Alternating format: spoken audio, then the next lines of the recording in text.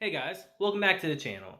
Now today, we might be a day late, but we're going to be talking about Shield Hero episode 4.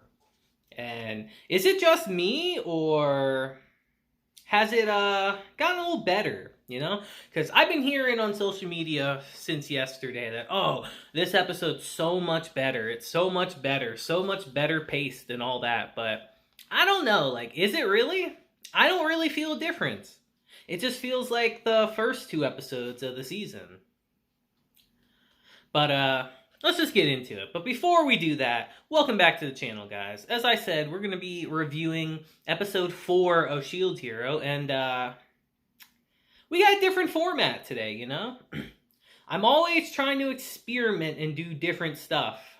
And, we're definitely doing that today. So, if the video quality is not as good, or if the sound isn't as good, let me know, because I'm trying something different, because I'm really trying to edit for you guys, and it's hard. And this is a way I found I could do it. So, like I said, if you got any problems with it, let me know in the comments what I can do to fix it. But anyway, we're here to talk about some Shield Hero, so let's get into that. And we really had 2 points of interest in today's episode. So we're going to break it down like that. Let's first talk about Rishia, because this was pretty easily her episode, I think. Now, we get a bit of her backstory, actually, which is a good thing, because she's by far the weakest character in the party, not even in terms of strength, just in terms of writing and all that. We don't know anything about her. She just kind of showed up at the end of last season, and that's all we really know. So we get a little bit of insight into her story today. And as you would expect with this show, she has a sad backstory. Now you see her parents, the return to Notepad saves my ass, guys. But in the flashback we see that her family are actually poor nobles that tend to the land. Now they're not very poor, or they're not very rich, they are very poor. But we see that the people really love them. They're very hard workers. They clearly take care of the people that are around them. And they're happy, which is all that matters. But, unfortunately, not everyone feels that way, because, what was it? Neighboring noble actually hates them, hates their guts, and gave them false levies of taxes they had to pay. So, he gave them, fake stuff. Be like, hey, you have to pay these taxes. Illegally, of course, he did this. And since, obviously, they were poor and they couldn't pay it back, he used that to take advantage of them and kidnap Rishia. And that's kind of where we were off. They kidnapped her and enslaved her. And it's revealed that her infatuation with the bow hero is because he was the one that actually saved her. And I gotta be honest, guys, when I saw this, I kind of just rolled my eyes a bit, because we know how incompetent this guy is. We saw in season 1 just how trash the other heroes are. They are garbage, bro. They're like fodder level characters. They're not good. So to see him in this kind of light, it's mega weird, I kept thinking to myself, yeah, he saved you, but, it was probably a game to him and all that. He's so trash. But I don't know. It's good to give her a little bit of character, a little bit of emphasis of what she's really trying to do and accomplish, Even if the person she's trying to impress is trash. But, yeah, it's good that, like I said, it's good that we get a little bit of info on her. Because we see in this episode, actually, that she starts bonding with Ost. I'm going to call her Ost, not Hori. I'm going to call her Ost. That they start bonding with each other, They start forming a friendship, if you will. They're always comforting each other in their times of need. Because we see later in this episode that Rishia is just down, That's just how she's been this whole season, just depressed and lonely and all that, wanting to really prove herself to the people around her. And we see that they kind of have a kinship, in a way, because Ost feels kind of the same way, because we see also in this episode that the allied nations actually are starting to respect her, which to her surprise, of course, because in her mind's eye, she is part of the reason that this is even happening, which is true because she's the familiar of the spirit tortoise. So her soul is literally to take the lives of people. That's her goal. That's her mission. And to be praised and to be admired by the people whose souls she would normally be stealing is very strange to her. And they start forming a friendship together, She's always encouraging Rishia to stand up for herself and to be more confident.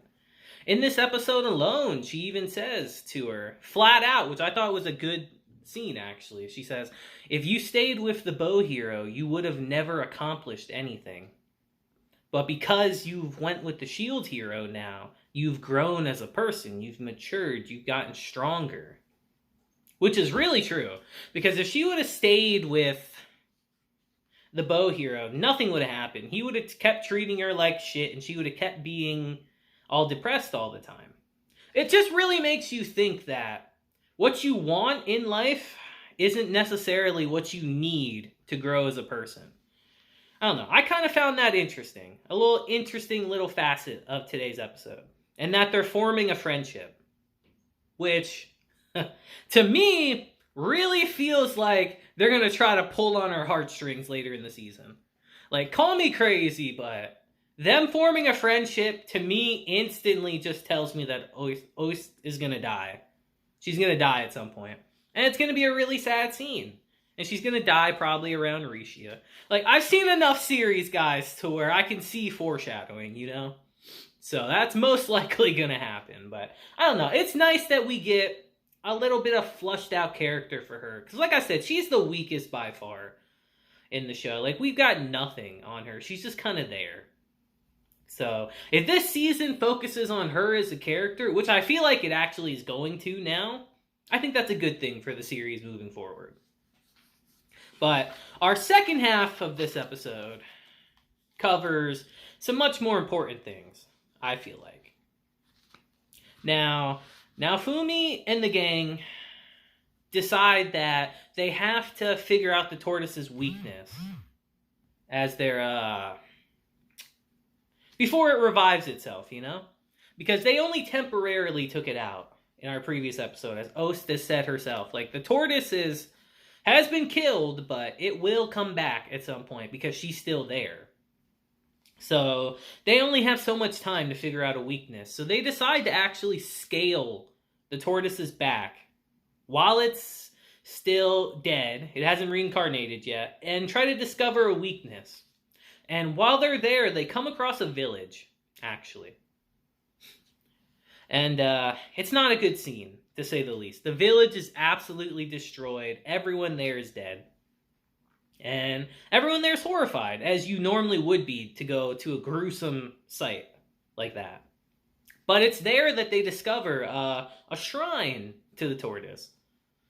And in this shrine, they see some ancient writing on the wall, along with a picture that Rishia is actually able to read. Which, again, we're flushing her character out some more. But she's actually able to read it. And she reveals that it's actually Japanese. The language that the summoned heroes speak. To Naofumi's surprise, of course. Because it's revealed that the person who wrote this is actually one of the ancient cardinal heroes. Apparently. So that really leads you to believe, like, is one of the heroes really behind this, Is it one of them that is behind all the crazy stuff that's happening? Are one of them controlling the tortoise? Are one of the new cardinal heroes controlling the tortoise? Because here's something I haven't seen a lot of people point out, actually. In the opening of the show, we see the other three heroes, it looks like trapped and kind of used as an energy source. So what I'm thinking is happening is, and the fact that we haven't seen them as well, is what I'm thinking is happening is that they've actually kidnapped them and they're using their energy to be able to control the tortoise. Maybe that's just crazy speculation on my part, but hey, that's what I'm thinking. Because I noticed that in the opening today when I was going through it. I was like, wait a minute. That could really mean something, because they don't put stuff in the openings for no reason, guys. But yes, they find this ancient painting, and it's revealed that, yeah, it's an old cardinal hero, and they're shocked by that. So it really made me think about that, honestly, as speculation. And Orst, while she's in there, gets a bit of her memory back, and she kind of reveals to them that how to defeat the tortoise. And to defeat the tortoise, you actually need to go inside of it and destroy its heart. Which makes a lot of sense, honestly. Like, that just seems like some common sense to me, but hey, whatever. They actually have to go inside the tortoise and destroy its heart. And she reveals that there's actually a pathway to its heart in the shrine. Which seems mighty convenient to me, but hey, you know, it is what it is. So they decide to go down there and investigate. And while they're down there, they get attacked by these adventurers. But they're a little strange, you know? Once they see they're human, they decide to walk away, but they talk a little strangely, and Naofumi is very suspicious of it, as you would suspect. And he actually has Raftalia get rid of their appearances with magic. And it's revealed that it's actually L'ARC and Therese from Season 1. And I was happy as hell to see them, because I really liked them in Season 1. But they're not alone. It actually turns out that Glass is with them too. And now I'm extremely curious to know where we're going from here. Because the last time they saw each other, they were fighting to the death. Like, she hates their guts. So why is she with them all of a sudden? It really has me thinking. And I think my theory from earlier in my reviews is actually true. I think they're really some of the 7-star heroes. I really do. Now I really feel that way, because there's no way that would have gotten mentioned earlier in the season for no reason. And just with what I remember from Season 1's ending, it's just the way she was talking about stuff. It really feels that way. But yeah, guys, that's our episode. So you guys let me know in the comments what you thought about it, you know? It was a bit of a slower episode. One kind of focused on Rishia more than anything. But like I said, it's good to flush her character out, because she is the least flushed out one by far. And yeah, how do you feel about L'ARC and Therese coming back with Glass? Like, how do you feel about that? Let me know in the comments down below. But I think that'll be it for today's episode, guys, you know? A little short, sweet, and to the point. So you guys let me know how you feel about it in the comments. And yeah, I hope you guys have a great day, week, month, and year. And until next time, deuces, and have a blessed day.